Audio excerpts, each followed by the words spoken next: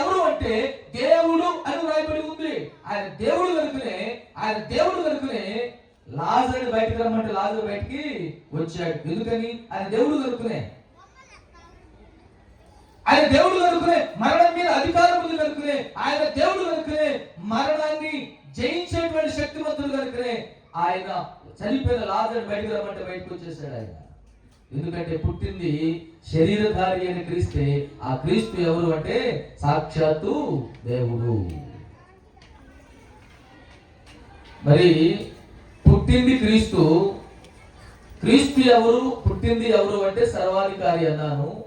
ఆ పుట్టింది ఎవరు అంటే దేవుడు అన్నాను. మరి ఆ సర్వాధికారి, ఆ దేవుడు గురించి క్రైస్తవులుగా మనం ఏం చేయాలి?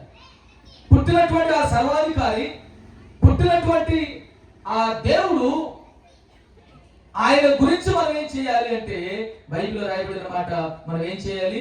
నిరంతరము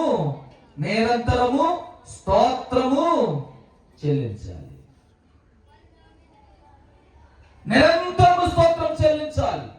ఎందుకంటే పుట్టింది సర్వాధికారి కనుక, పుట్టింది దేవుడు కనుక, ఆ సర్వాధికారి గురించి, ఆ దేవుడి గురించి మనం ఏం చేయాలంటే స్తోత్రము చేయాలి.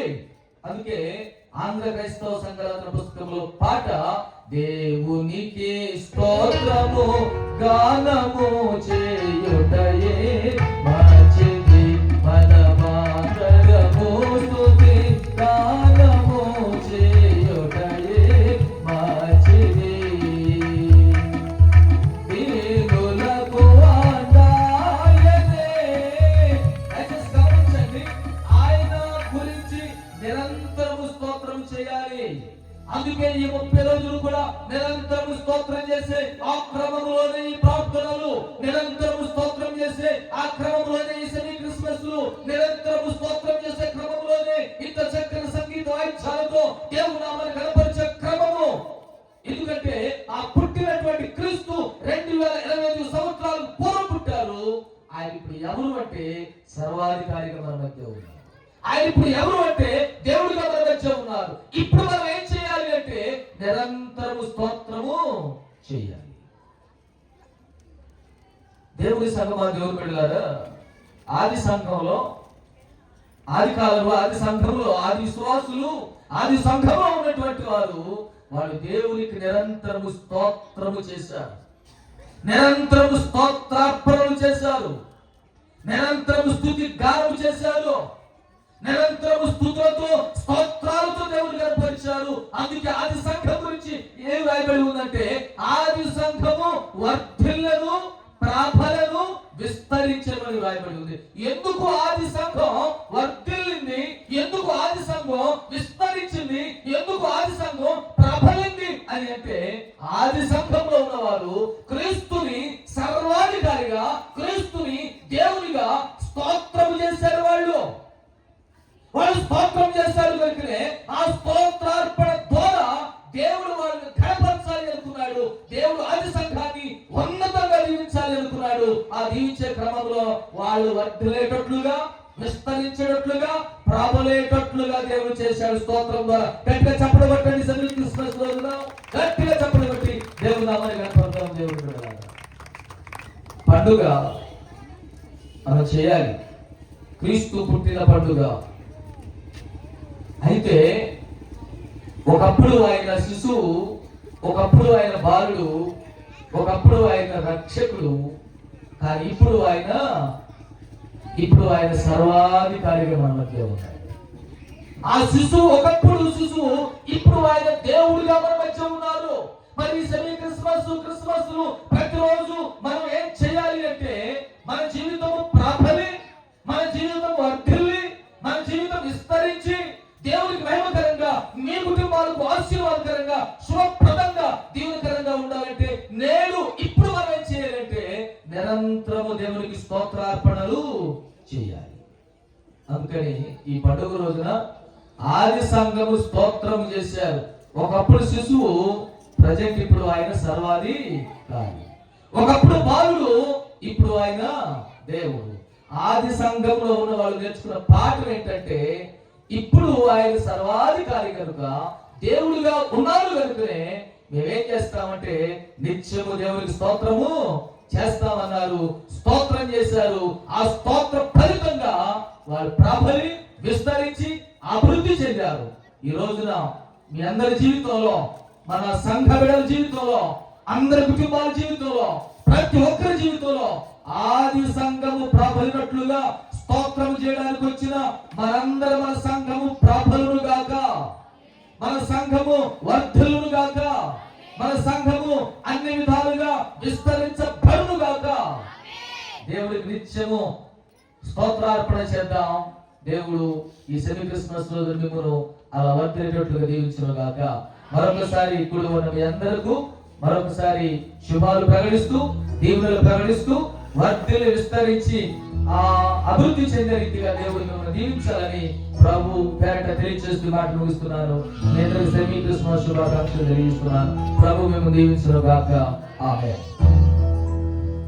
మంచిది, శ్రేష్టమైన వర్తమానమైన యేసయ్య బాలుడే, కానీ ఇప్పుడు సర్వాధికారి దేవుడు.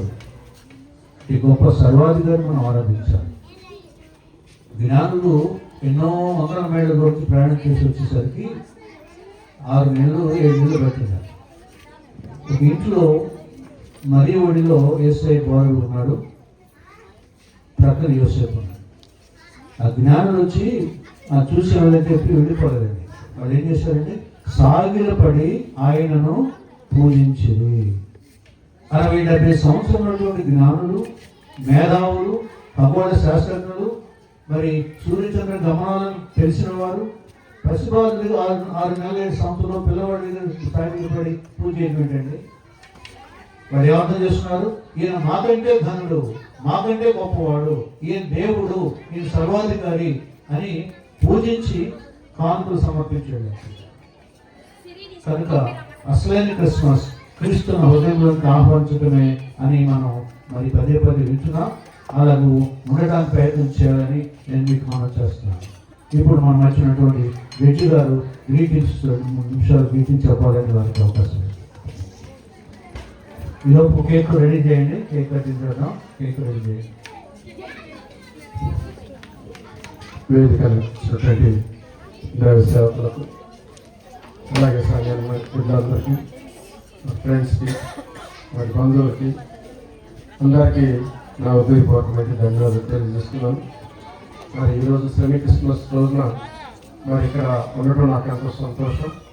ఎందుకంటే ఇక్కడే నేను పుట్టి పెరిగాను కాబట్టి నా గ్రామంలో మరి క్రిస్మస్ చేసుకోవటం అంటే నాకు ఎంతో సంతోషం. అందులోకి మరి దేవునికి వందనాలు తెలియజేస్తున్నాను. మరి ఇప్పటివరకు మరి దేవుని యొక్క వాక్యాన్ని మనం విన్నాం. ఆ వాక్యంలో ఉన్నటువంటి సత్యాలను మనం ఎప్పుడైతే గమనిస్తామో, వాటిని మనం హృదయపూర్వకంగా అంగీకరించి వాటి ప్రకారం మనం జీవిస్తామో, అప్పుడే మన జీవితంలో దేవుని యొక్క ఆశీర్వాదాలు వస్తాయి. మనం చూస్తున్నట్లయితే సంఘంలో చాలా చోట్ల నేను అబ్జర్వ్ చేస్తున్నాను, సంఘాల్లో ప్రేమ అనేటువంటిది లేదు. దాని కాస్ట్గా చెప్పారు, మొదటి వారు కడపటి వారు అవుతారు, కడపటి వారు మొదటి వారు అవుతారు. ఈ రోజుల్లో మరి మొట్టమొదటి నుంచి యేసుక్రీస్తు ప్రభువుని రక్షకుడిగా అంగీకరించింది మనమే. అయితే మనలో ఆత్మీయమైనటువంటి అభివృద్ధి లేదు, సామాజికపరమైనటువంటి అభివృద్ధి లేదు. ఎందుకు కారణం? ఒక్కసారి మనం గమనించుకోవాలి, వాక్యంలో మనం అర్థం చేసుకోవాలి. ఎప్పుడైతే మనం దేవుని యందు విశ్వాసం కలిగి భయభక్తులు కలిగి ఉంటామో, దేవుడు మనల్ని తప్పకుండా ఆశీర్వదిస్తాడు. ఇప్పటి నుంచి అయినా కానీ మన ఆ దేవుని యొక్క ప్రేమలో మనం గుర్తెరిగి ఆయనలో మనం కొనసాగించినట్లయితే దేవుడు మనల్ని ఆశీర్వదిస్తాడు. ఎందుకంటే ఆయన దేవుడైంది కూడా మానవ రూపుడిగా ఎందుకు వచ్చాడంటే మానవులు ప్రేమించి యోహాను పత్రిక భాగంలో యోహాను స్వార్థలు కూడా ఉంటారు. ఏమంటే దేవుడు లోకం ఎంతో ప్రేమించి అంటే మరి ఆయన ప్రేమించబట్టే ఆయన మానవ రూపిడిగా ఆయన లోకంలోకి వచ్చి మన కొరకై ప్రాణం పెట్టినటువంటి అంత గొప్పగా మనుషుల్ని ప్రేమించాడు. అందుబట్టి ఆయన లోకానికి వచ్చాడు. అలాంటి సంతోషకరమైన క్రీస్తుని ఆ వారిని మన హృదయంలో ఎప్పుడైతే మనం అంగీకరిస్తామో చేర్చుకుంటామో మనం నిత్యం కూడా సంతోషంగా ఉంటాం. అలాంటి కృప దేవుడు మనందరికీ దయచేయాలని ఈ అవకాశం ఇచ్చినటువంటి మరి దయచేసి వందనాలు తెలియజేస్తూ నా మాటలు ముగిస్తున్నాను.